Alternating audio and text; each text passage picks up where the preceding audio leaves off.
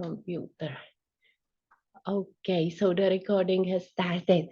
So as a first session today, we will focus on the observation of high latitude dust around the world, and we have contributions from amazing locations from Svalbard, Canada, generally the Arctic, and also some other other studies, for example, from laboratories. And our first speaker is Outi Meinander, who everybody knows is the co-organizer of this workshop. She's from the Finnish Meteorological Institute, and she will talk about the recent updates in high latitude dust as a short-lived climate forces in the Arctic and long-range transported dust in Finland. So thank you, Outi. The floor is yours. Thank you, Pavla. So, and also greetings to the online participants. So good morning to everybody online and on site. So the contents of my talk is divided into 3 parts. So first we go through a little bit on the Arctic issues, on high latitude dust as a short-lived climate forcer. Then we move to Finland and talk about long-range transported dust in Finland. And finally, I will tell a few words about the IPA project that was mentioned in the beginning that we have in Finland on high latitude dust related. So a few words first about Arctic. So Arctic has no one single definition. It has multiple definitions, and you can actually choose what is on your interest, basically. And in our interest, it is to use the Arctic Council definition, which defines that Arctic is located north of 60 degrees northern latitude. So that means that whole Finland is Arctic. We are north of 60, and we are south of 70 degrees. And you can see here in the Finland map that we have the Arctic Circle going through Finland in the Lapland area. And so we have this Arctic Council working group on Arctic Monitoring Assessment Program, and there we have a working group on short-lived climate forcers. And their last assessment report was out 2021, and it was published actually this year. A little bit going on. I'm sorry. And in this assessment, it was the first time that high latitude dust was included as a short-lived climate forcer. So there is a big step forward in our understanding on high latitude dust. Previously, it was first time that high latitude dust was mentioned in the IPCC report when the SROC special report on cryosphere was published in 2019. And this AMAP report included a contribution from our community. So you may have participated to writing this ACP paper. There are many persons here now today who have done that, and many who have been cited. And I want to tell a little bit about the history of this report. But first of all, the most important result was from Anna Vukovic, Dimik, and Bojan, who is here today also. So there was this map produced which shows the land areas that are capable of emitting dust. And there is, of course, a specification, but you can consider this map in the upper panel that is the maximum probability of dust emissions in these regions. And we also defined the land area of dust emissions, potential land surface, and it was found that high dust emissions potential is approximately 500,000 square kilometers area. It is the same approximation that Joanna Bullard, who we know, gave in her famous paper in 2016. So pretty amazing that we have such good numbers here. But in this work, Anna and Bojan also produced numbers on specified classes of probability of dust emissions, and we have additional numbers to give. So the highest dust emission potential covers 230,000 square kilometers approximately. So we can speculate on these numbers, but the most important thing is that these are not fixed numbers. They are now approximated, but because of climate change, because of permafrost thaw, because of winds increasing, these can change. We also in that paper defined the northern high latitude dust belt. So that is also a very significant definition because it compares to the previously defined global dust belt, which was from Joe Prospero and his colleagues, and which will be then presented a bit by him tomorrow. That is an honor for this workshop that he will talk also. So this is the paper I am mentioning. So we were 56 co-authors. These co-authorships were born as a result of workshop like this here today. So we organized 3 workshops, one in Iceland, one in Russia, and one in Finland. And as an outcome, everybody was invited to co-author to this paper. Then we also invited some additional people for the things that we were not experts, the leading experts ourselves, but we needed some inputs. Like we have dust impacts on oceans, for example.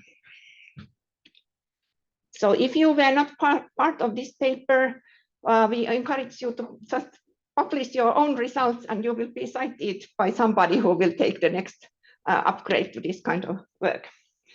And this is the items that we covered. So we have sources, we have emissions, we have atmospheric chemistry, also cryosphere and deposition, climate and clouds, radiative forcing, and marine environment. These were the sources that we identified in this work. So these are newly identified sources, 64 of them, and many in Iceland. And this is the dream model by Bojan and Nitsko, and showing the emissions from Iceland and from Greenland. Also, this is available as an appendix of this paper. We have SILAM model results, so we have also today here a SILAM model from Finland, and this image shows the annual dust emission deposition and deposition on snow and ice for 2017. Andreas will speak more about SILAM models then tomorrow. The most significant thing related to dust is that the amounts of dust in our paper were found to be significantly higher than amounts of black carbon. So, for example, 580% higher than black carbon. And if we have a lot of dust, it can impact either by increasing the melt of cryosphere, so glacier melt, snow melt, etc. And it can also mean that we have a lot of ice nucleating particles in the atmosphere. So there are many climatically significant issues related. Okay, Andreas can then talk more about how these were calculated tomorrow. And then, so this was now the short-lived climate forcer aspect of high latitude dust. Then we move to Finland. And we will speak about long-range transported dust in Finland based on 2 papers by Varga et al. And by Meinander et al. And in Finland, well, you know, we have a neighbor country, Sweden, and here is our famous very Finnish problems. So we have Finland, and then we have Sweden, where the sun always shines brighter than in Finland. But then also I want to teach you a bit of Finnish language, because the dots matter. I think also in Icelandic you have these dots. But if you say in Finnish with dots, näinkö väärin, it means, did I see wrong? If you say näinkö väärin, without the dots, it means, should I marry a grandpa? So the dots really matter in Finnish language. Okay, but then back to business. So this paper of Varga et al. Shows the first systematic data on Saharan, Aral, Caspian, and Middle East dust travels to Finland. between 80 and 2022. And in this paper, we found 86 long-range atmospheric dust events to reach Finland. And most of them were from Sahara, but also from other areas. A significant climate-related issue is that the wintertime events have more than doubled since 2010. And many of these events are associated with freezing rain. So this is the image of the cases. So you can see Saharan in different color than Aral and Middle East. This image, of course, you can find in the paper. And materials were many sources based on MERRA2 mainly, but also so that if we identify some case with MERRA data, then you need to have some additional means to like double check that it's correct. And using the trajectory analysis, we can see the sources mentioned earlier. We can see that there is a difference between decades. We can see that there is a seasonal difference. So spring time is the biggest time for dust reaching Finland.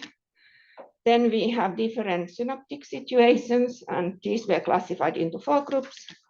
And the seasonal variability was then put all together. So as a summary of this, so we can say that we have many cases, 86 cases of dust in the atmosphere that was long-range transported. But only 2 times we have observed this dust in the surface on snow. And these cases were recently, so 2021, and then previously 1991. And I will talk a little bit more about this 2021 case, which was very active case in the whole Europe. So we arranged a citizen science campaign, and we received samples from 525 locations, which is an unofficial world record of citizen science samples on dust. So we were like, oh. And the depositions and all the material that we gained from the citizens was compared against SILAM model. And I have to say that SILAM showed to be a really powerful tool and really like having the right results, which was amazing. When we compared, for example, the deposition amounts, it was like we had from the citizen samples 1.1 gram per square meter, and the same maximum values were from SILAM models. Also, the sizes of the particles were very similar to SILAM. Some giant particles or some particles were not quite correct, but really nicely. And as a result of this study, we now recommend that if you collect dust on snow, you would melt the snow away under 75 degrees Celsius because it preserves the magnetic properties of the particles. And magnetic properties can be used to study the origin of the dust. In March 1991, the event landed, or the dust landed on northern Finland. You can see the black area here covering Sweden, a little bit Norway. And then in 2021, we have it published in the scientific reports. And this was how it showed or looked in Finland. These are the letters we received, many boxes of letters, many boxes of samples, and these are the locations of the samples that we gained. And some people were really enthusiastic collecting these samples, so we received even 10 samples in one letter. So we have actually thousands of samples, and now we have one student working on these samples further. And this is how the dust samples looked. So it's really like orange. And now we have shown that these are originating from the Northern Africa. And this is a comparison that we have like very strong orange color in the source region, but when it reaches Finland, it's kind of bleached due to many processes in the atmosphere, but also after the deposition in the cryosphere. So modeling of the source area, this is SILAM results showing that the large area in Northern Africa was the source area. Then it was transported to Finland, and the deposition area of Silam forecast 5 days in advance was very similar to the geographical area that was covered by the citizen samples. So we can say that the 5 days in advance forecast was really getting right, the result of the deposition. So in this paper, we could reply how well the model and observed properties agreed, and it was surprisingly well. You can learn the details in the paper. The source area was determined based on models and our Silam model and the magnetic properties. The deposition area was forecasted really great, with great accuracy, and the particle properties also modeled very well compared to the citizen samples. And we have recommendations, as I said, that evaporate the snow. And these are additional images from the paper showing the water vapor transport was the main phenomena bringing the dust to Finland. This is how it looked, and we have really like deposited dust on the ice, on sea ice in front of Helsinki. So while here in Reykjavik, you most often or almost always have sea open, in Finland, the sea in front of Helsinki is always frozen. So here you can see the dust on snow, and it's these spots, darker spots. And we always do activities on the sea ice as well. So not only go to swim, but also to ski on the surface. So this was one reason that the dust was observed in such detail in Helsinki, because people were actively outdoors on sea ice, and there is nothing else influencing the sea ice. So you can really see that it's the dust that is there. And these are the weather forecasts. So we can see that it was freezing rain in the southern part of Finland mainly, and also snow in the more north. And more citizen samples coming here, and the origin. And this is now here in the down panel, you can see the magnetic properties. So this is a special technique that is provided by the University of Helsinki. It's their specialty, but you can utilize those properties to define the origin of the particles. And we also did some mineral analysis for these particles, and also the sizes. You can see that we have these analyzed size distributions compared to the modeled one. And then we have like 2 methods to analyze the particle size distributions in different parts of Finland, because our hypothesis was that maybe these particle depositions are different in different parts of Finland, because the transport came, or the deposition actually took place as freezing rain in the southern part, and then it was snow in the rest of the country. So we wanted to see how is the difference, and these panels show the geographical differences, and there were differences. So it was a little bit different deposition in different parts. Okay, then the third part very quickly. I have only 2 slides about it. So we have this IBA-ILMA project, and we have several participants. In addition to FMI and Syke, also University of Helsinki, Lapland University, and ACCC Center of Excellence from Helsinki University. And we welcome collaboration in this project. So we are including natural high latitude and low latitude dust in our research, and also springtime street dust. Then we also include mining dust and ecological effects, and then health effects. We have a special research or professor on this topic as well. So if you work in any of these areas and you want to collaborate with us, please contact me, and we can see what could be the outcome. So we aim at, for example, providing a policy brief for the Finnish decision makers. And that covers the Arctic, not only Finland, because the policy brief means that we cannot focus only into Finland in such a matter that is international and doesn't end up with Finnish borders. So if you have publications that you think are relevant, or if you want to collaborate any other ways, if you want a sample of dust in Finland, please contact me.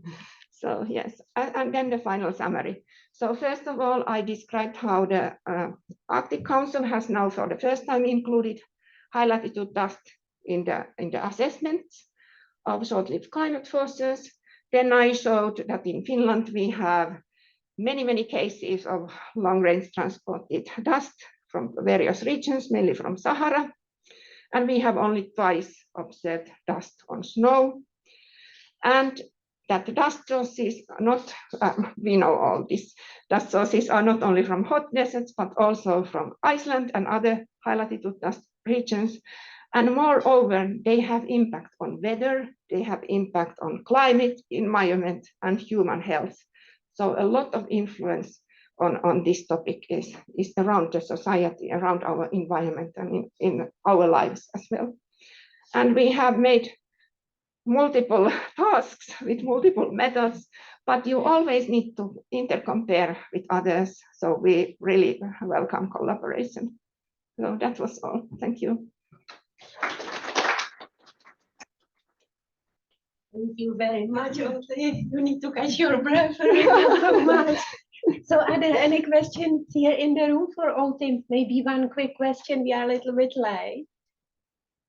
So nothing here. I will check online. Stop sharing. Yeah, but yeah, online you have to actually ask, because I have to do this setting. I know the chat is not active. I was informed, so I will try to correct it now. Okay, yeah. But you can ask if somebody has a question. You can just ask now online. Okay, so okay, no let's question. continue. Thank you. Okay, thank you. So before we welcome the next speaker, I will just do a small adjustment here and with the chat.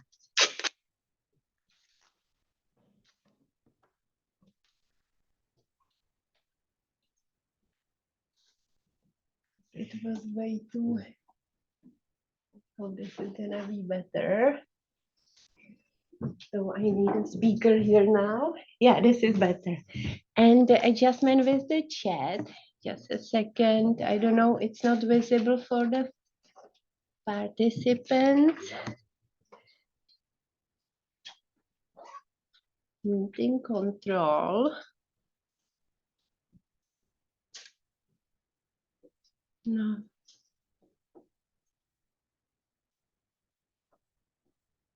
Is anybody familiar here how to allow them to see the chat, the online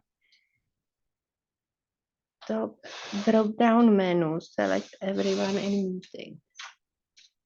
To be honest, I've always observed it to be available for the participants. Is there anybody online who could help me to show the chat? Maybe under participants, you have to allow them. Mm-hmm. No. Not here. Do you see any settings here? This is really strange. I haven't thought of. Yeah.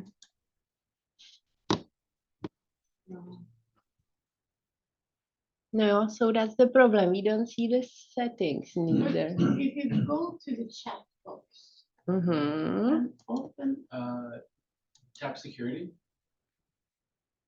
Security, that's a clever. Maybe let's just try here still first. And then there should be Everyone. Maybe you can see it, those who is online here if it's already visible. no. No.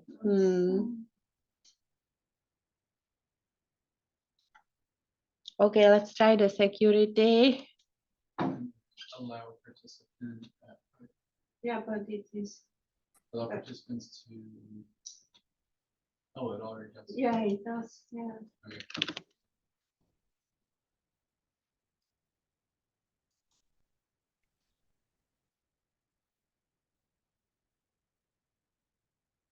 Chat is there. I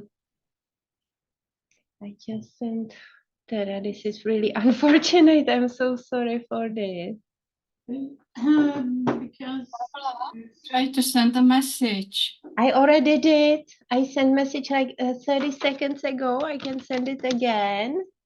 We can see it here, but this is really.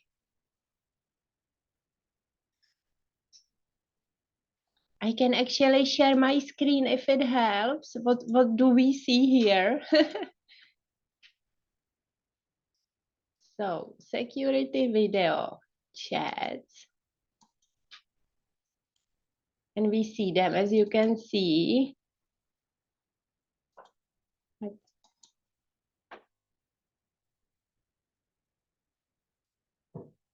Okay, we will probably move this to the next session if nobody knows neither online and not lose time on this. Unfortunately, I don't know. It shows you that it should work. Last check is here. Captions for. And do you see account management? Maybe meeting info. No. Account management.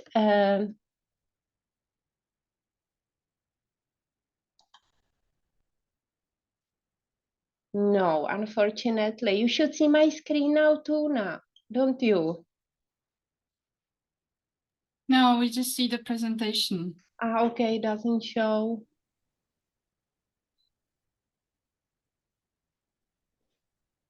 Okay, so let's leave it to this lunch break, and please, if you have question, we will just always ask in live matter. So our next speaker, stop sharing. Our next speaker, thank you very much, is David Bellamy from Canada, right? Yep. And he will talk about the multi-year investigation of mineral dust emission in progressive valleys of the St. Elias Mountains in Canada. That's it. So the floor is yours. Thank you.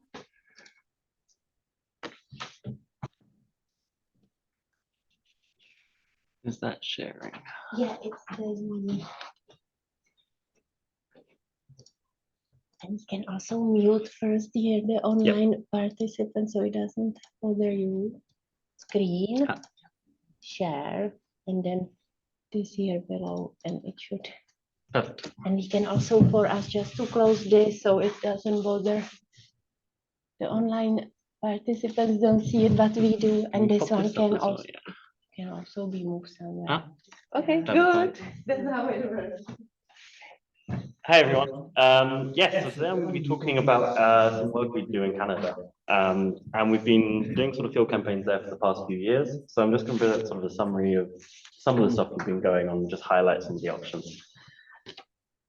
So this is the study region we're interested in. You'll see it's next to the Gulf of Alaska here, really on that bend. And we've got the St. Elias Mountains here. And sort of on the leeward side of that, we have these proglacial valleys fed by this huge sort of ice fields regime.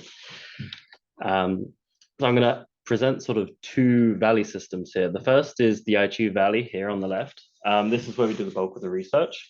It's where we have the bulk of the installations as well. So several meteorological towers, our dust measurement towers as well are set up there, and also several camera sites distributed around the valley. So this region was a lake a few hundred years ago. Now it's a pretty standard braided river system. However, we have a highway bridge going across, which has changed some of the morphology. And about 7-8 years ago, the river lost the majority of its headwaters as well, following the capture of another river. So we really don't see the classic sort of erodibility controls, and we see sort of unabated emissions basically when there's no snow cover. Conversely, we have this region about 50 kilometers away, which is this confluence of the Cascoche River with the Dusty River, which forms into the Alsek River. Again, this area was also a lake, but this was a glacially dammed lake for several times. But now it's a classic sort of braided river system as well. But here, obviously, we see sort of more constrained emissions. So this is our sort of standard river valley that I'm going to be contrasting the HLD to. So just from this presentation, these are 3 things I want to tackle. The first is just an overview of the emission activity that we've seen sort of over 5 years of study. The second thing is to take a look at the meteorological systems that are actually driving high wind speed events and adjacent to that dust events. And then lastly, just a couple of options to consider. What do we need to do in order to simulate emissions from these sources? So this is a very basic approach I'm going to be showing. This is just sort of a two-tone rate emission activity based on photos. So if we see about an hour and a half of activity, but it's not really that intense, I've gone ahead and classified it as alien activity day. If we see some more intense activity based on visibility reduction, we've gone with this qualitative classification of a dust storm day, just to get a sort of feel for the variability between years. So this figure on the right sort of demonstrates that variability. So in green, we have emissions happening from the Aichu Valley Delta. You'll see that the lower bar here obviously is the less intense, with the higher bars the more intense. In blue here, we have emissions coming from the upper valley, which is more of a gravel bed, it's a lot rougher. And then lastly, in burgundy for these last 2 years, we have activity that we've only classified it as, we're only taking one classification, but this is near the confluence of the Alsek River. Just to sort of give you a feel for some of the activity, obviously in the green, we've got the activity happening on the Aichu Valley Delta. We've got a big activity happening sort of in the upper region of the valley as well. And then lastly, we have emission activity. So in 2021, we had a camera looking into this dusty river valley, which was too tempting a name not to monitor, where we saw it was only deployed there for about 20 days before it got taken out. But we saw a decent amount of activity happening. And also at this confluence, here we really see it spin up in terms of dust activity, mainly sort of in September when you'd expect it. If we just look at the green, you'll notice that for the 5 years of study, minus 2020, we see a pretty large seasonality in emissions. So in terms of when emissions really start up, for example, 2018, 2019, like late April it was going, versus 21 and 2022 was a lot wetter. The emissions only really started up later. And secondly, you see an apparent slowing of activity as well, with the latest years being a lot less intense. So just to sort of to throw some numbers at you as to why that is, if we look at some of the emission activity or the characteristics of the last few years, you'll see there's a large variation in how much precipitation we're receiving between May and September. So these 2017, 2018, 2 years we saw some big activity. We're seeing really half the precipitation over that time that we see in the later years. We also see a lot of variation in how much snowpack develops at this latitude. So just to look at the max snow depth attained during winter, in previous years, the early years as well, it was pretty low. We didn't have much of a snowpack buildup, but in later years, we're seeing much more snow buildup, which obviously takes a lot more time to get rid of and dry out. And associated with that, we also see a large time range in terms of when the snow finally disappears for the season, over a month and a half, which obviously limits the dust activity we can see. So second part is to try and understand what are the meteorological systems driving activity in this area. And for this, we just focus on the winds. So we take out sort of the dust emission measurements and just try and constrain what's driving high wind speed events in this valley. So we do so using several meteorological stations. And then there's an indexing approach we run through to try and attribute observed high wind speed events to forcing mechanisms. And these forcing mechanisms are largely, is it being driven by a loft flow, so above the valley flow, or are we seeing any of these firmly driven flows? So for example, the valley wind systems that develop diagonally, or are we seeing a glacial wind coming through this valley? And just to sort of summarize this, we see the majority of the high wind speed events observed in the period are synoptically driven. So we take high resolution modeling data from the US and use that to provide our index of a loft flow. And most of those line up quite nicely. Obviously, with the configuration of this valley on the leeward side of the mountains, most of obviously that wind systems, if we can relate them to dust, are going to be driving emissions northward, versus what we sort of see on the south with these Copper River, for example, generally always these gap wind type winds taking that south. We don't see any winds essentially coming from the glacier, which is obviously, it's quite a known phenomenon in this area, but we really don't see any. But we do observe some summertime sort of local wind systems. Particularly, we see sort of a system driving nocturnal winds, which I'm going to go into a little bit more. So identify these high wind speed events quickly, just above 6.5 meters per second for a certain period. So this is just sort of a diurnal plot of when we see those. So for example, at MV and this should be UV, we see that a pretty sort of classic diurnal profile. However, at LV, which is this area near the delta, when we kick up in summer, it really takes on almost nocturnal profile where we're seeing a minimum in the early afternoon, which is a tad bizarre. And we see this as well. So if we look at the wind speed values, obviously, again, we can see this classic sort of nocturnal profile. But in terms of sort of just a quick look at the PM concentrations we measure during summer, we're really seeing sort of a really mid-evening peak, but these emissions do continue through the night. So in terms of what we need to do to resolve emissions from these landscapes, so the late spring, sort of early autumn activity, we see a pretty tight and large synoptic activity coming through. So that we've got a pretty good hand on. The issue is obviously, and it's fairly unique for the case of the ITU with the rivers gone, we're seeing sort of local wind systems, and we can simulate that to some extent with a WRF system, but we can't reproduce these nocturnal emissions that are happening. Then obviously the second aspect is, where's the dust coming from? And, when we're looking at sort of this degree of, or this high focus on these systems, the only really way to constrain sort of erodible surfaces is to map it directly. And we can do that based on approach identifying active floodplain surfaces. So when the river's there, and then during our mission study period, when the river's gone. Obviously, we then need to feed in sort of sediment textures and roughness, which varies a lot sort of in these systems. And then lastly, just to, trying to develop these modeling tools to understand emissions in this valley. We've got some other valleys we're interested in as well, but obviously they're a lot more remote, but they're several times larger than the valleys we're looking at as well. We have anecdotal evidence, the classic sort of observations, photos that you trawl the internet for, but no real work to understand emissions in these areas either. So the main thrust of the approach obviously is developing a WRF-Chem model running at sub-kilometer resolution to model emissions from, firstly, obviously the valleys we've looked at, and then hoping to extend that to the region.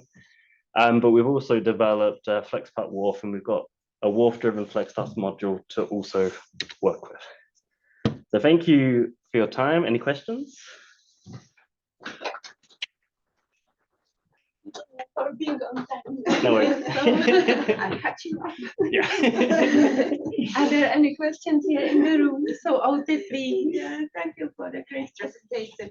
So I'm interested in if you, I got correctly that always when you have snow, you don't have the dust activity.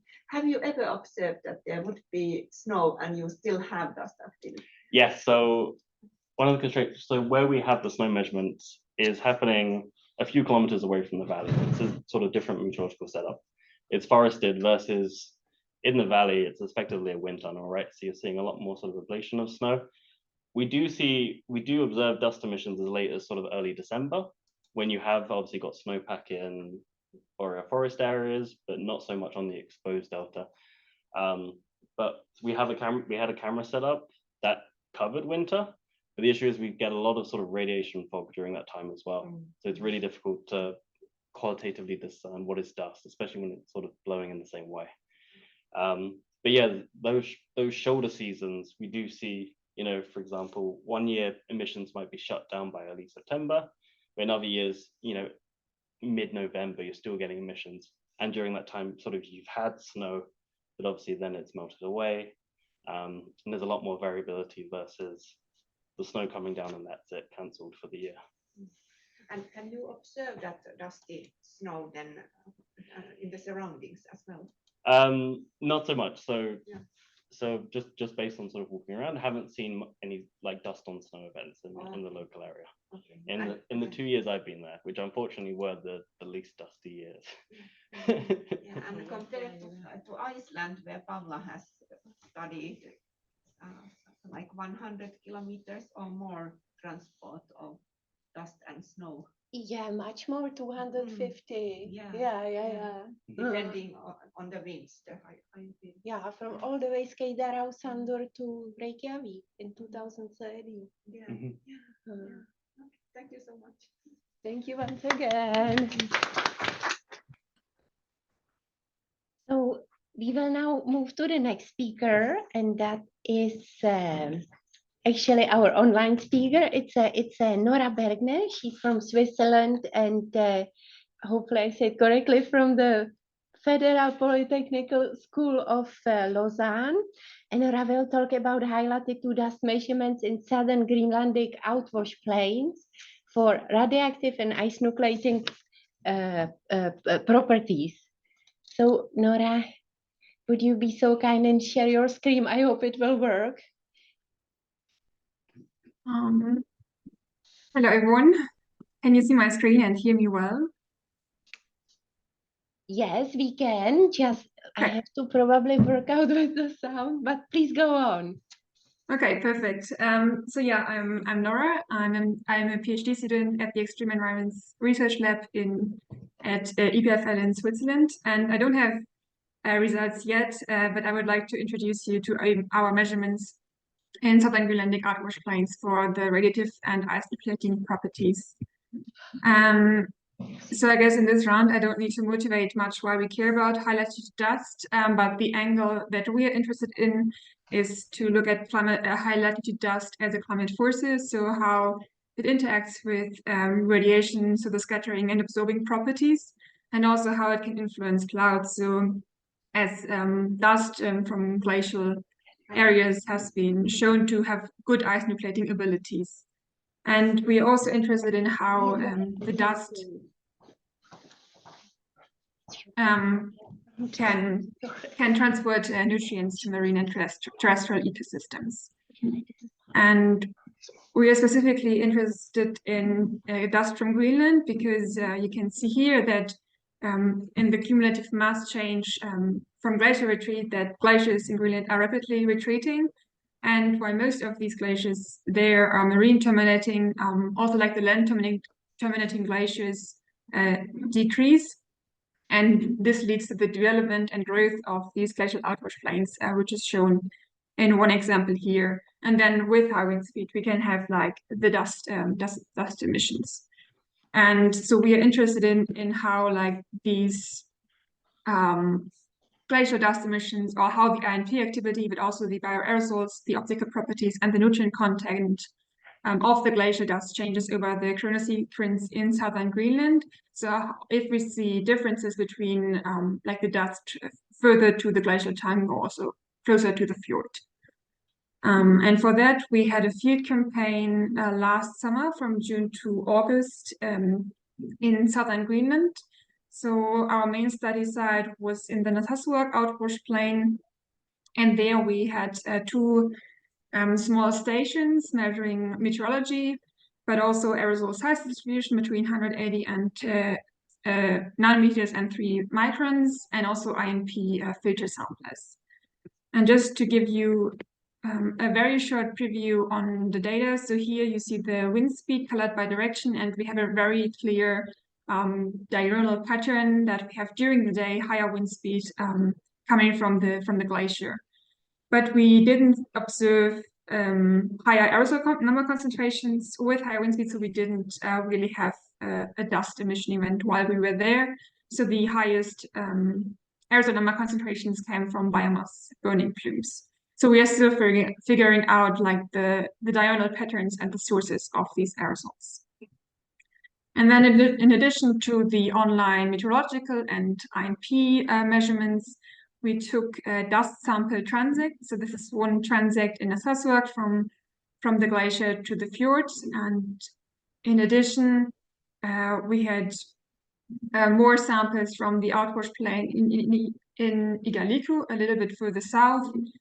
And we had another dust sample transect in the Kangerlussuaq outwash plain, which is located further north on the west coast of Greenland.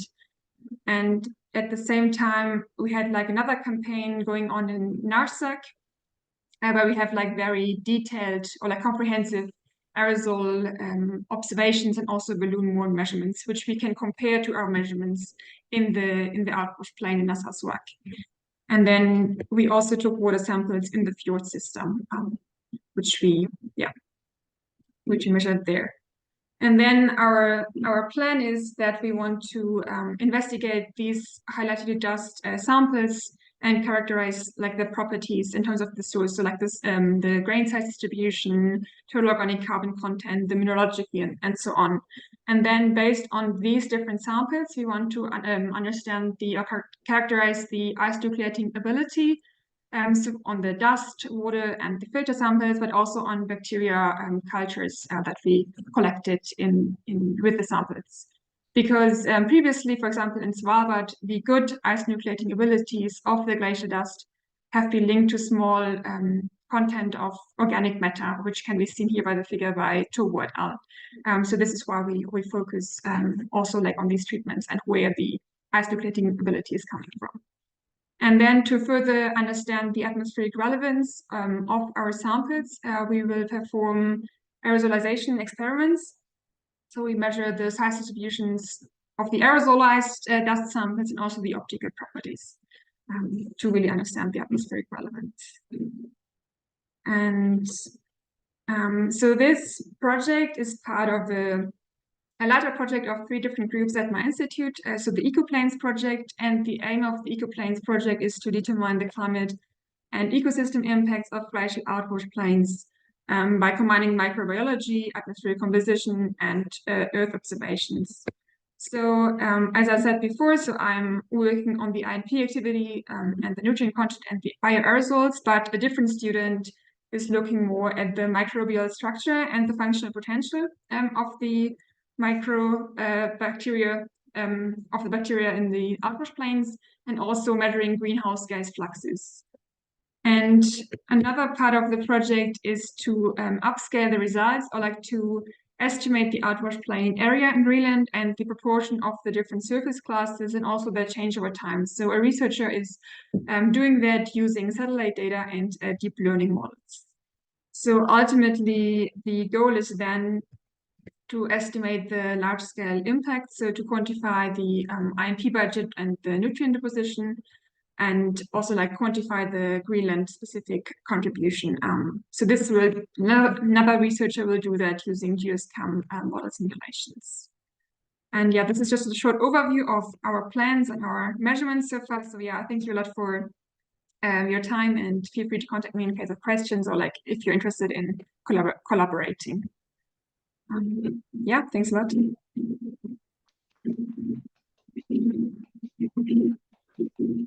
Thank you very much, Nora. I hope you could hear us. Great applause from the room here. So are there any questions in the room? So I'm not, maybe if you can just come closer and ask here or through the computer. There is a question in the room, just a second. Yeah, great presentation. I was just curious, for the ice nuclein particle and nutrient content measurements, what filter material do you plan to use for the sampling?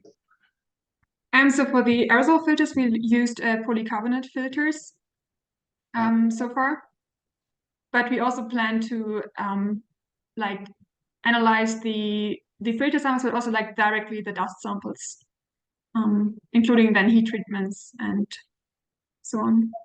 Okay. And what nutrients are you interested in measuring?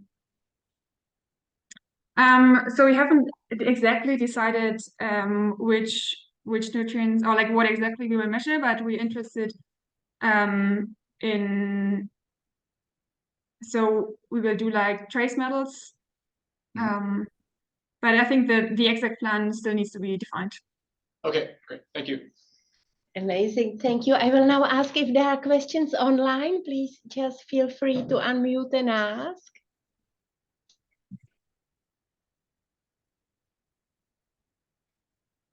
Nobody, so more questions in the room? Okay, that's it. So I would actually, I'm amazed because I guess the location of Narsarsuaq, we have seen several amazing dust plumes on the satellite images, but I guess you are the first one who ever actually measured there in situ, or are you aware of some other groups doing measurements there? I'm not aware of other groups measuring like dust specific properties, but I know that there's more research ongoing, like more like on ecological questions. Yeah, if anyone knows anything, I'm happy to hear, but I don't know about. Yeah, I think you are the first one, so congratulations. Okay, thanks. Excellent, thank you very much. So now we will proceed to our next speaker, and that is Sara Herrero. She came here to Iceland from Spain, and she will talk about actually their measurements in Svalbard, right? Thank you. So I will just help you to assist if it doesn't. So mute here. I will just mute it here so we don't hear.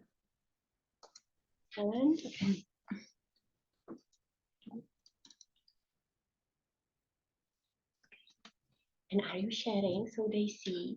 I have to make sure always about that. So screen? Yeah. Screen, just screen is the best to share the screen. So what you see, they will see too. Okay, fantastic. It should work. Hi, good morning. I'm Sara Herrero. I'm a PhD student in the University of Valladolid, and I'm going to talk about high turbidity aerosol events in the Arctic, and we will focus on a case of study in Nyalus on Svalbard. So just a very brief introduction. We are the atmospheric optic groups, and we are focused on the retrieval of aerosol properties using remote sensing, and we have some projects for polar areas in the Arctic and Antarctica. The main instrument we are using is the CMLC E318, which is the standard instrument from Aeronet network. You might know the network is used for validation of satellite and other instruments. And we are also a calibration facility for the European branch of Aeronet. In the framework of ACTRIS, you might also know. So this instrument is designed to measure sun irradiance and sky radiances at different wavelengths to derive aerosol properties. And in particular, the sun direct measurements are used to derive one of the fundamental aerosol properties, which is the aerosol optical depth. It's a measure of the attenuation of the light through the atmosphere due to the presence of aerosol. And the instrument will measure the sun irradiance at the ground, and using the Birkebeer-Lambert equation, we can derive the aerosol optical depth. The aerosol optical depth is dependent with wavelength. So another interesting parameter we want to use is the Armstrong exponent, which gives us an idea of the spectral dependence of the aerosol optical depth. Here you can see one example of how this data looks like. This is level 1.5 from Aeronet, which is cloud screened, so it's supposed not contaminated by clouds. And on the left panel, you have a situation for coarse particles. As you can see, aerosol optical depth is similar for all the wavelengths, so there is not a spectral dependence. That means we have a low value of Armstrong exponent, which is related with the particle size. A different situation is on the right panel, where you can see fine aerosol, and there's a spectral dependency of HLD, which is associated with the high Armstrong exponent, which is represented by the black triangles. With this instrument, we can derive more aerosol properties from optical and microphysical properties, but we are going to focus now only in the aerosol optical depth to identify high aerosol turbidity events in the aerosol. And for that, we are going to use a methodology proposed by Mateos et al., which uses the aerosol optical depth at 500 nanometers for fine and coarse modes. These products are given by Aeronet, which uses a spectral deconvolution algorithm to separate the contribution of fine and coarse particles to the total aerosol optical depth at 500 nanometers. This methodology uses the value of the 85th percentile as a threshold to identify an aerosol episode. And we have an instrument installed in Nyalesund, in Svalbard. And for all the time series we have, the values of the 85 percentiles are shown here. For the coarse threshold, we have increased the threshold value to the 93 percentile because this methodology was developed for lower latitudes, where we have more usually coarse aerosol events from Sahara and other sources. So if we identify 3 instantaneous consecutive measurements exceeding these thresholds, we identify that day as day with fine aerosol event, coarse event, or even mixture if both thresholds are exceeded. In addition, we want to highlight those days with AOD over 0.15 as days we classified as extreme aerosol Arctic event. This is not usual for lower latitudes, but yes for the Arctic, where we are supposed to have clean environments. So using all this methodology, we obtain an overview for the available data set like this. In general, we don't have much extreme aerosol events, but there are some years that stand out. If we focus especially in 2020 and in the first day of May, we can see that we identify some days with mixture and coarse particle events. If we look into the data for those days, we see a similar behavior as I showed you for coarse particles before, where on the 3rd of May, for example, around 10:15, there's an increase for all the channels of the AOD associated with lower values of a strong exponent. This situation is very similar for the 5th of May. But these are columnar measurements, so there's probably some aerosol arriving, but we don't know at which altitude. And for that, we help ourselves with other active remote sensing instruments in the Allison. And we are going to use two different LiDARs. One is the MPL, which is a micropulse LiDAR operating at 532 nanometers, which is continuously measuring. And the other is the CAR LiDAR, which is a multi-wavelength Raman LiDAR that works manually only for some periods where we have clear skies. So this is the profiles of the backscatter signal. And we focus in both instruments. There's like a thin aerosol or a layer around 8 kilometers high, arriving at the same time that we detected the increase in AOD with our instrument. So now we have seen that there's like an aerosol layer arriving at that height, but this is only ground-based instrument. So if we want to know the origin of this aerosol, we should use satellite data. So now we are using a different LiDAR, which is Calliope on board a satellite called Calypso. And we see the profile for that day at the same location. The instrument also measures an aerosol layer around the same height. And even the own algorithm from Calypso identifies that layer as dust. And now that we have the altitude, the coordinates, and the day and the time at which the aerosol is coming, we can use dispersion models like high-speed to run the backward trajectories and see where this air mass is coming from. And if we run the backward trajectories 48 hours back, we see that at the end of the backward trajectories, again, the Calypso detects an aerosol layer that the algorithm classifies as a polluted dust. So this is the methodology we're going to implement. We're going to track the aerosol plume through the globe. First, identifying the aerosol layer with Calypso, and then we find new coordinates from which we can run the backward trajectory simulation with high speed 24 hours in the back. And if we keep doing that, we keep finding the aerosol plume at the end of the backward trajectories with Calypso, and putting all the backward trajectories together, we obtain a map like this up to 10 days before.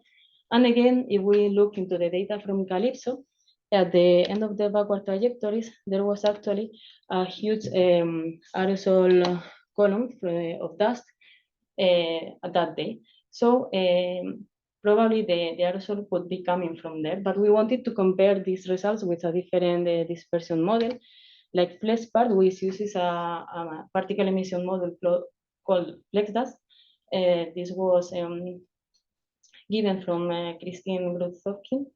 And in the left panel, you can see a similar parameter as the backward trajectories that has a very similar shape as the one we found. And in addition, this module gives us the contribution to the aerosol that reaches the location, the original location. And actually, this model says that 52% of the aerosol was coming from Africa, 20% from Arabia, and another 20% almost from Asia. So we probably most definitely did measure mid-latitude dust reaching the Allison, or maybe not, because remote sensing instruments can be sometimes contaminated by very thin clouds. And if we have been there to see how was the clear sky, it would be much easier. But we could have an instrument like this, that is an all-sky camera, measuring that we actually have in the Allison too. And it's very useful because we can have a clear view of the sky all the day. We can detect the cloud cover, and also we have some publications about the aerosol retrieval and cloud properties, apart from having very nice images, as you can see now. But unfortunately, that day we didn't have this camera working. But I want to show you one example of a day that we have a similar situation. On the 9th of April of 2022, we have an AOD evolution very similar to the one I showed you for the other days. But actually, if we go to the times when the aerosol optical depth is increasing with a low Armstrong exponent, we see that in the all sky camera images, actually there was very thin clouds that the own algorithm from Aronet cannot identify as clouds because they are very thin and very high. So just the conclusions of the work is that IoT can be a fast indicator of the intrusions of aerosol plume, but Arctic regions are represent complex scenarios where columnar measurements should be carefully watched out. In that aspect, all sky cameras can be very useful and they are inexpensive instruments that can help us to avoid confusions. But we know low latitudes can reach high north latitudes and more exhaustive studies should be considered. In addition, we also brought a poster where we identify and characterize the aerosol radiative effect of some biomass burning events we identified for clear sky scenarios. So that's all. Thank you. Just unmute here so the online participant hears too. You hear them, excellent. So thank you very much, Sarah. Really interesting talk. Are there any questions here in the room? Yes. Thank you for your nice talk, Sarah. How much of the dust at Nelson do you think is coming from local sources versus long range? We don't know because this is the first time we identify an aerosol event with remote sensing, but there are some works like the one we use for flex dust that Christine Brut, she characterized the contribution to the dust in Nialeson, and I think depending on the season, the local sources are more common. I think in the late autumn and winter, and during the spring, the higher contributions are from low latitude compared to the other seasons. Yes. No, yes. Yeah. So of the identified like dust events that you see in the SIML data, with the sky camera you show, how many of the dust events are cloud events? Like how many dust events are misidentified at this site? Yeah, most of them actually were when we compare with the all sky camera was clouds, not not aerosol. So the own algorithm from Aronet might be easy to identify thick clouds, but when you have a high cirrus that have a small particle size, it's more challenging. So. I would maybe also add here, because the speaker today we have at 3 o'clock is Beatrice Moroni from Italy, and she will talk about the long range transport of Icelandic dust to Nice-Alessand in Svalbard, and especially the Aprils. It has been confirmed and collected on the filters. And in 2019, I noticed you have it in the data as well, right? So that would be a really nice comparison if you could also detect the Icelandic dust, not only the Greenlandic, because it has been evidenced in the past. Yeah, thanks. So are there any questions? You still one more question. Can satellite data be used simply to check for cloud interference on these measurements, or is that because I would expect that would be available for all the days that you're suspecting dust measurements?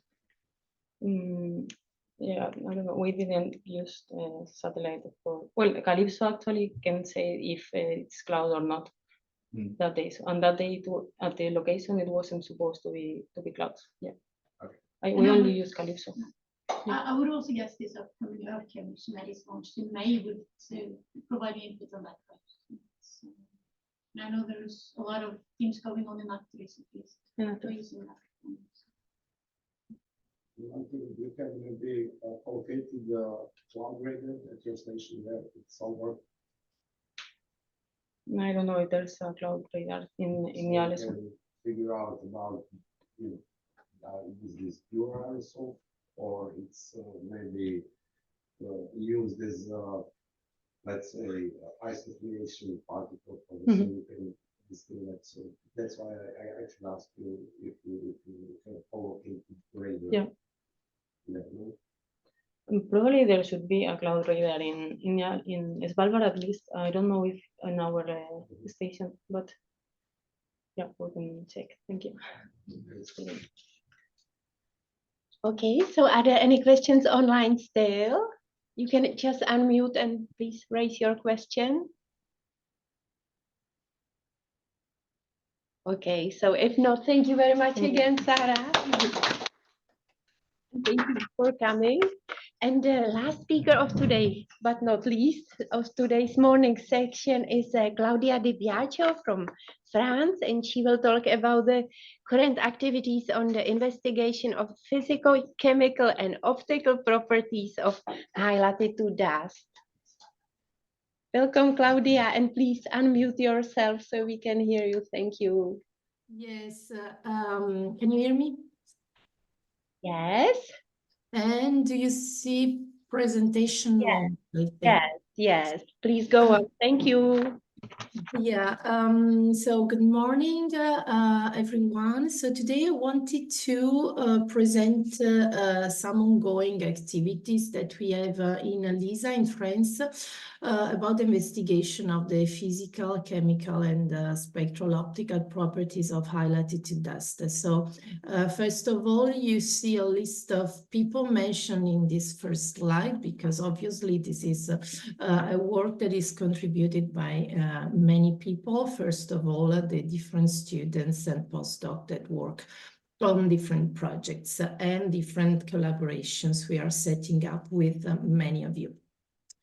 On my side, I will talk about a different approach, let's say, compared to what we have seen in the previous presentation, because on our side, we mostly investigate the regional and the global scale properties of mineral dust by a laboratory simulation approach, which means that basically, instead of looking at the aerosols in the atmosphere as it is suspended in the atmosphere, we start from natural soil samples that we collect in the field from regions that are supposed to emit dust. And then we use this soil sample to resuspend the aerosols in the laboratory.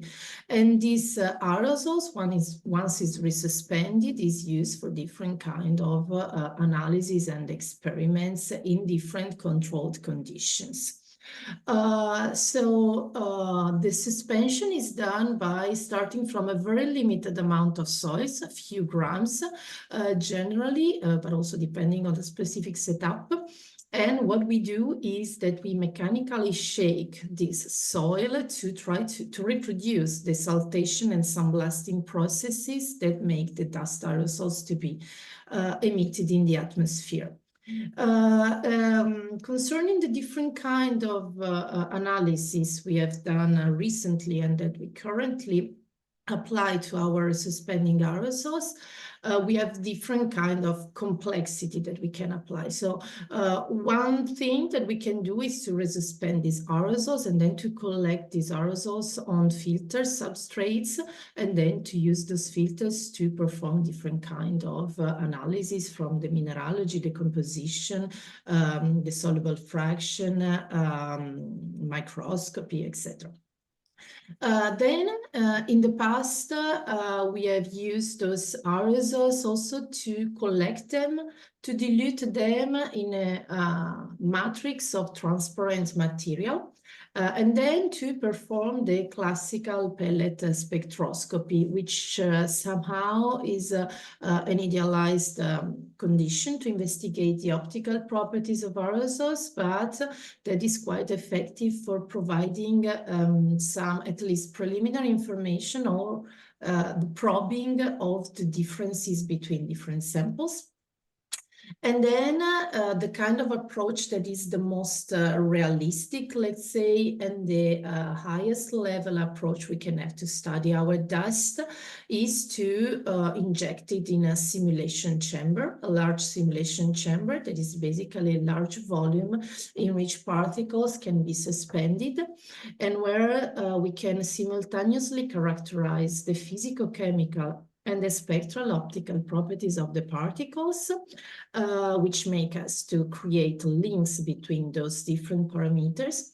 And also we can investigate multi-phase chemistry and aging of those particles under realistic but controlled conditions, which allows us to work both at the source variability of different properties, but also on the impact of aging on those properties. In the past years, we have worked a lot about the laboratory studies of low latitude dust. So we have used this approach of generating the aerosol from parent soils, and most of our activities has been performed with the different techniques I have, with the different approaches I have talked in the previous slides, and mostly with the simulation chamber Cesano. And so in the previous years, we have mostly focused on resuspending dust from low latitude source regions, so located between 50 degrees north and south. And we have performed systematic measurements on a set of limited but representative soils that covers the heterogeneity of the low latitude dust mineralogies, which has allowed us to generate particles with different proportions of minerals like clays, quartz, carbonates, feldspars, and iron oxides, which, by the way, show very realistic features compared to field observations performed in similar regions. And just to give you an example also, and this is very important, also the size distribution of the dust aerosols we generate is quite realistic compared to field observations, and this by comparing both the relative proportion and the position of the fine and the coarse modes of the size distribution. So these previous experiments in the last years has allowed us to confirm that this technique is also realistic in terms of the aerosol generation, and so it can be used to investigate the climate relevant properties of natural dust. And so we have worked a lot in the past in using these systems to characterize the low latitude dust intensive optical properties like the complex refractive index. And here I show you some synthesis of results of the ensemble of properties we have retrieved for the shortwave and the mid-infrared regions of the spectrum for low latitude dust. I will not enter into the details, but the important concept is that we were able to map the heterogeneities and the variability of those properties and to link to the chemistry of the particles.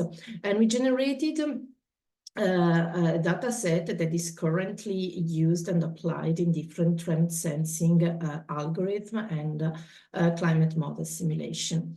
And so more recently, we decided to, we tried to extend this laboratory approach to study high latitude dust. And this in particular has been developed during the PhD thesis of Clarissa Baldo, which was a student at the University of Birmingham with Zomboshi. And so through this collaboration, and in particular through the work of Clarissa, we have performed together between Lisa and the Birmingham group studies on the properties of Icelandic dust. So we applied the same protocol to 5 main hotspot soils collected in Iceland and performed simulation chamber experiments. And the work of Clarissa has permitted to put in evidence, first of all, the fundamental differences in composition and mineralogy of Icelandic dust compared to more classical, let's say, low latitude dust, usually studied by us and in the literature. And Clarissa also made a step forward because she also looked at the impact of these compositional differences on the shortwave optical properties of Icelandic dust. Here I show you the spectral imaginary part of the refractive index as a function of the wavelength that Clarissa retrieved for these 5 Icelandic hotspots, which are identified in red in this plot, and compared to the range of properties we derived for the low latitude dust. And very interestingly, she showed that this imaginary part, so the absorption properties of those high latitude dust, is at the upper limit of what we found for low latitude dust. with an evidence of important contribution of the different iron oxide speciation for those dust. So the magnetic presence in those samples allowed to put those dust at the upper limit of absorption, which obviously has an important implication for radiative budget and climate impact of those dust.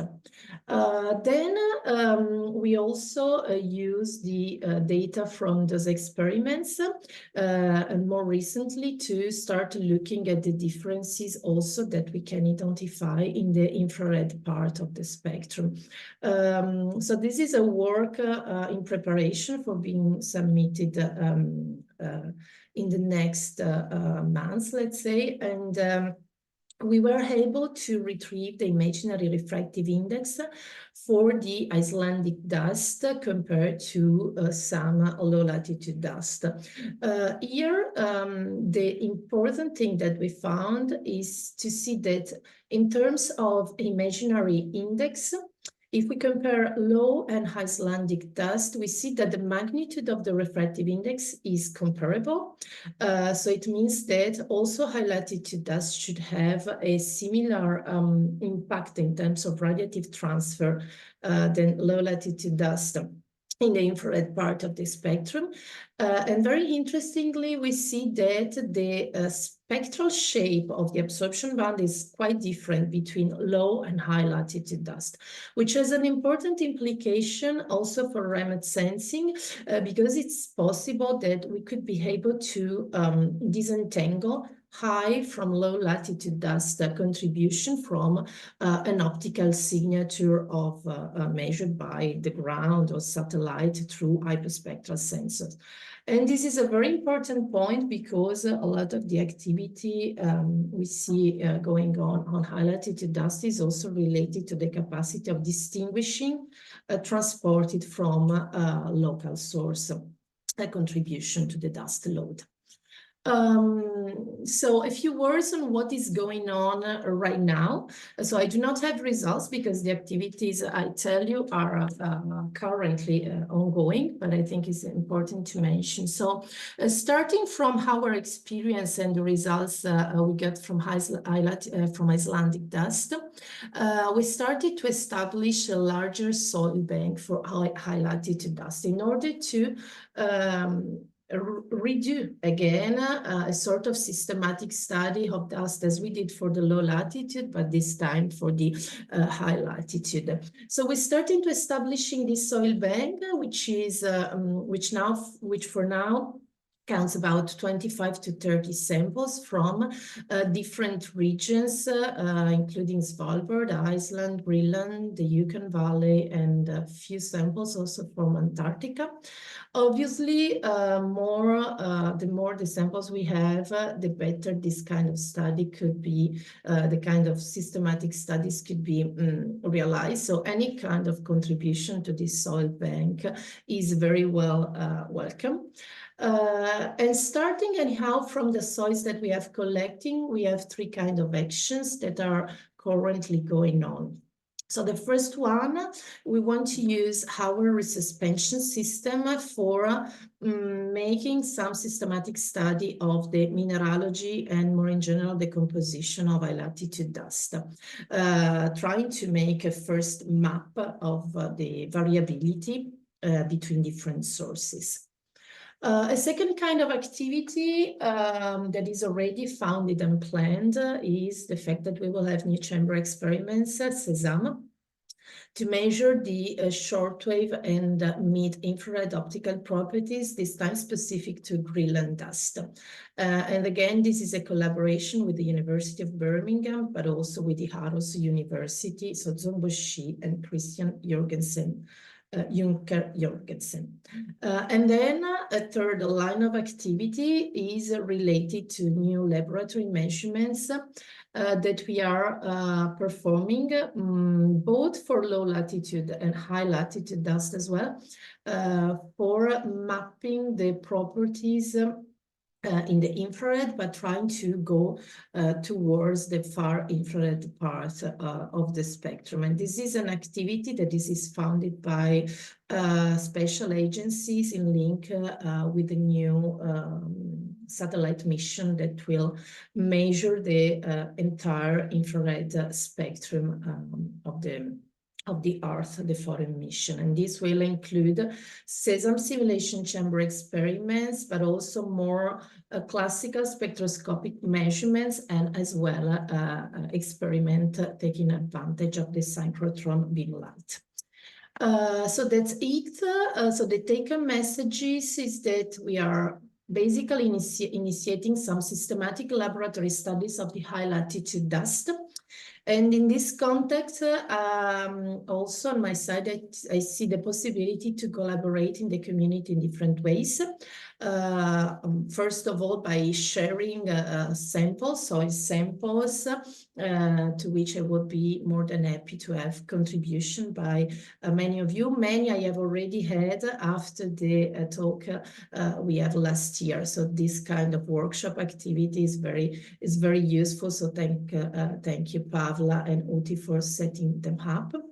Then we are always open for having joint activities, either through the simulation chamber or through laboratory experiments. And last but not less important, I'm always seeking for PhD postdocs if we want to set up projects. So if you want to formalize collaboration through the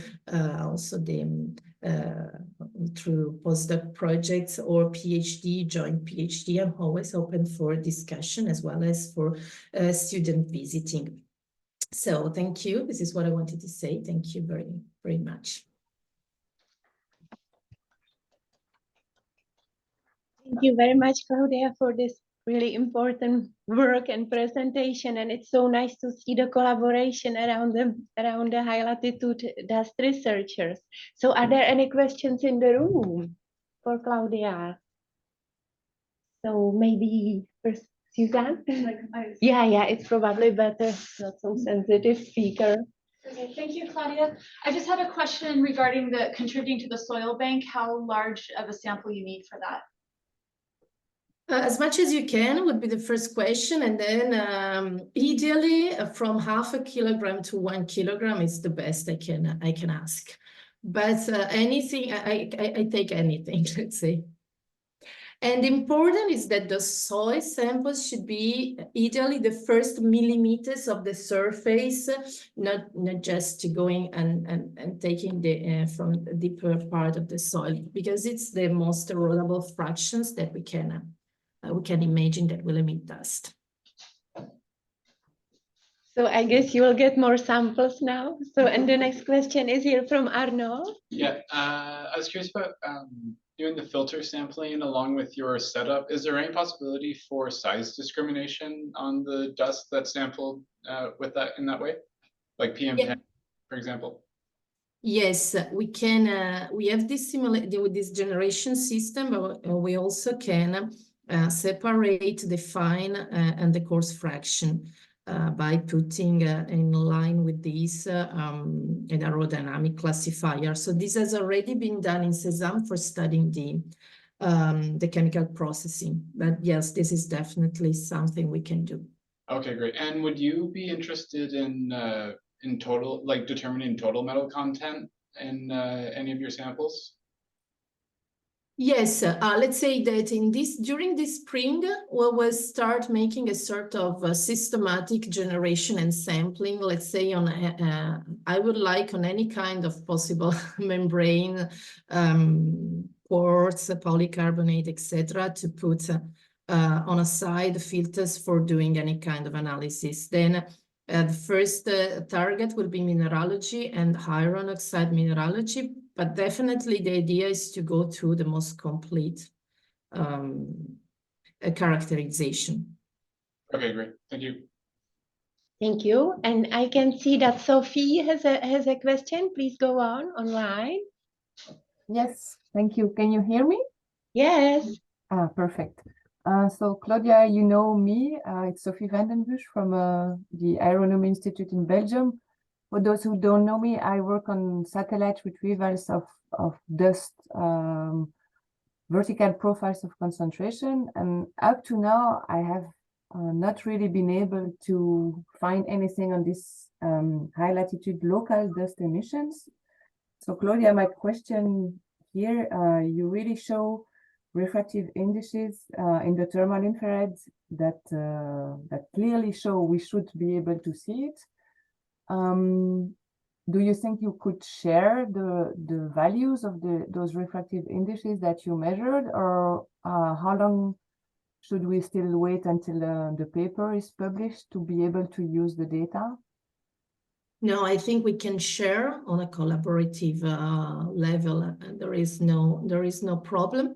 One thing is that those first data I showed to you, those came from the one that I show are not exactly from SESAM experiment, are from pellet experiment. So it's idealized conditions.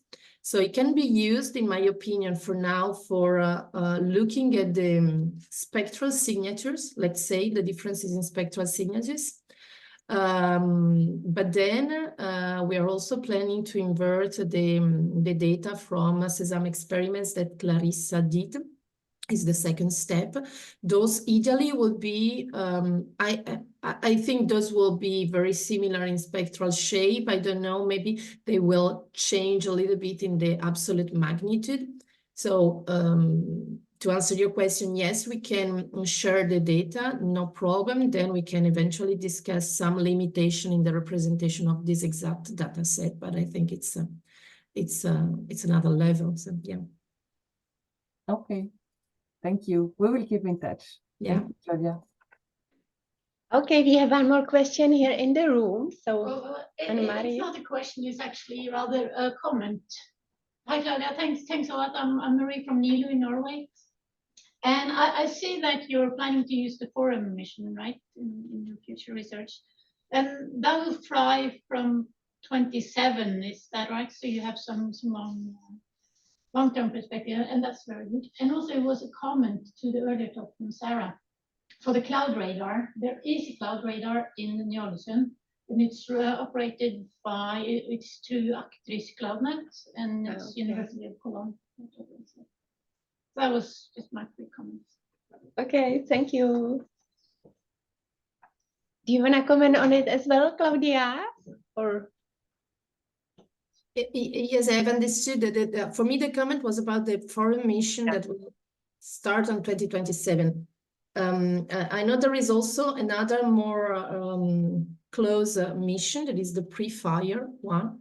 Is a NASA mission that will leave or is already measuring, I think. So I think there will be room for testing and using this data before, if I have well understood the comment, because I'm not sure if It wasn't really a question, it was just a comment. Yeah, That it's nice to see that you will bring it on board. So, okay, thank you very much. So that was the last talk of this first session of today. So I would like to thank all the speakers again.